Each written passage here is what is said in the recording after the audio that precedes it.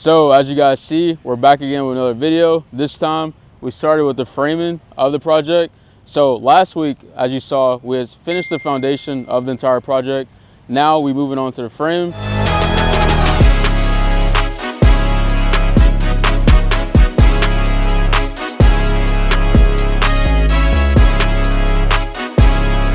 And the first floor has pretty much been finished and completed. So now we need to set the joist and then move on to the second floor of the project starting next week.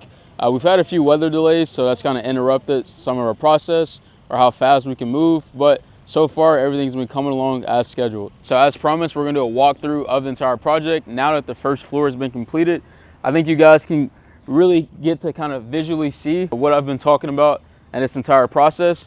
So what we're walking through right now is a garage. Excuse the lumber everywhere, but I guess the framers thought it'd be better to kind of have the lumber placed in the garage, quote unquote. But this will be the garage area, what we're standing in right now. We can do like a quick little 360.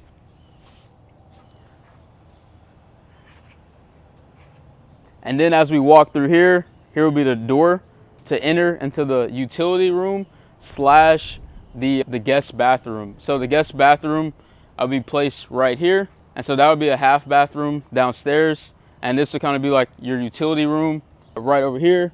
And this space right there. And then you have another door that then walks into the kitchen. And so all of this will probably be cabinets alongside this whole entire wall.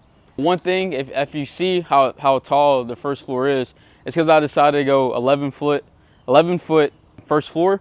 That's because I think the higher ceilings gives like more of a luxury aesthetic look. When you walk into a house, this feels really big.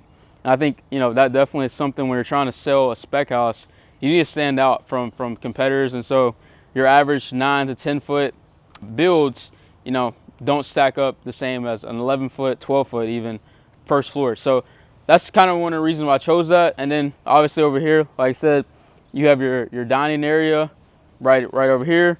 And then as we move, like I said, further along over here, you'll have your island right here, and then you'll have your full-on living area, living space. So it's gonna be pretty open. Again, I like that. It's gonna have that pretty, like that open floor plan aesthetic and look, which again always bodes well, especially in like modern age. I know back in the past how they used to build, there's rooms. But I think everyone kind of now agrees that modern floor or open floor plans are a little bit better than the past. So then as you walk over here, you'll see we have a fireplace going up as well. So again, man, when you're dealing with those certain price points, given the fact that this one would be, you know, between the $800,000 to $1 million price range, we just want to throw in whatever bones that we can throw, again, to kind of stand out amongst our peers or our competitors. And so, like I said, we'll have a fireplace placed right here. And as you walk backside right here, again, excuse the weather, but you'll have your balcony area right here, or back patio area, I should say, over on this side. And so there should be a door. Where's the door at? Well, I think you walk through this way, right? Yeah, so you walk through here, and then we'll go to the master bedroom first. So you walk through over here, and this will lead into the master bedroom. And so this will be a door right here. And then you have your master bedroom right over here, which I think it should be a pretty good size overall. Yeah, I think the master bedroom would be pretty good. Probably I could have made it a little bit bigger, but I don't think it's a make or break type of issue. So then we'll walk over here, and as you see the plumbing right here, these will be your fixtures or for your vanities. So I have a dual vanity placed right here, and then I'll have also, I'll have a tub placed right here. So quick thing, you don't see any pipes right here or plumbing, and you're like, well, how's the tub gonna go right here? So quick thing that my framer pointed out to me when we started framing this project, you know, like I said a few days ago, was that the plumber made a severe mistake. And I had mentioned this in one of the past videos where I was like, we got to make sure the plumbing is correct. That way on the back end, there's no mistakes where we have to mess up the concrete. Well, you know, stuff happens, and that just took place because now where the tub was supposed to go right here, they didn't put the correct plumbing.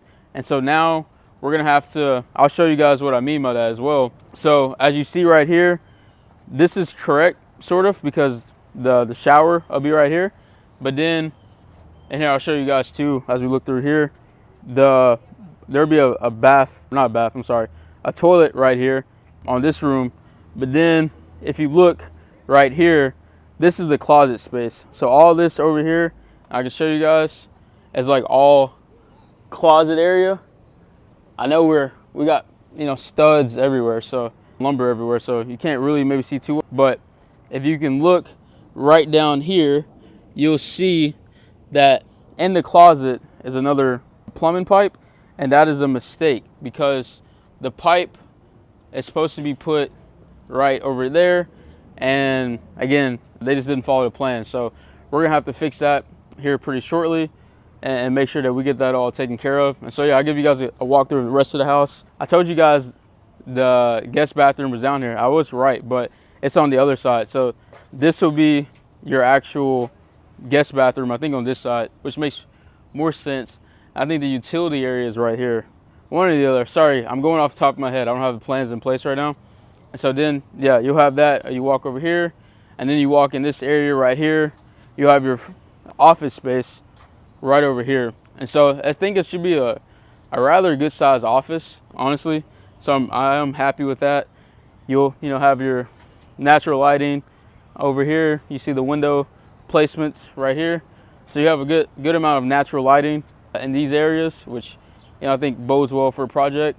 And then over in this area, you have your front porch all over here, which is a pretty good size, I think, front porch. So overall, man, like I said, we're definitely speed racing throughout this entire project. I think now that I'm in it, it's a lot more alleviating as far as the pressure, stress, because everything is starting to kind of click. And I think that's just what comes naturally with anything that you kind of get new into, and then you become, you know, comfortable with the process. Now everything kind of starts to make sense, whereas everything was kind of like a question mark at the beginning. Everything's starting to just make sense, and I think that's why action is so important.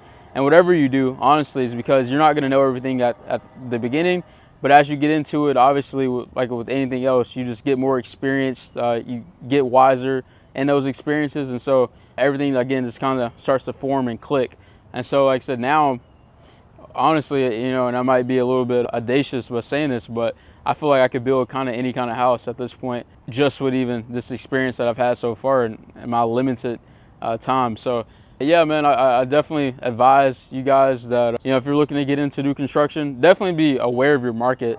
You know, given the fact that you have so much uncertainty going on in the current market, you know, there's definitely, I feel like, a hit on certain real estate areas and markets. But overall, if you have a good project, I would definitely recommend anyone to venture out and try to, you know, definitely get into new construction, because it is a very rewarding, both educationally and also financially, you know, if you're able to do it correctly. So anyway, that's pretty much it for the walkthrough.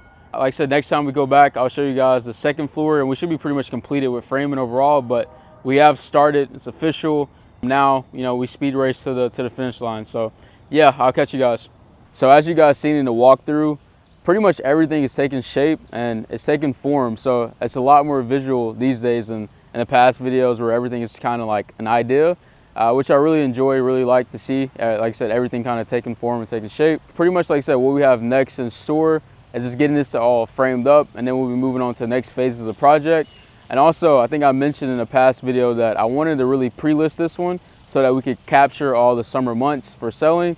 Well, as of yesterday, we were able to pre-list this one on the MLS, on the market. So now it is available, obviously, for purchase. I'm not really sure what to expect. Like I said, given the fact this is my first new construction project and the first time I've pre-listed anything without being completed. So fingers crossed, all goes well. But I think it definitely helps, like I said, to kind of jump out early on this kind of stuff, rather than wait until the project is completed, because you never know what could potentially happen with potential home buyers and everything else that goes on in the market. That pretty much concludes this entire video for this one. I hope you guys enjoyed. I hope you learned a lot. If you liked, subscribe, whatever. Until next time, I'll catch you guys. Peace.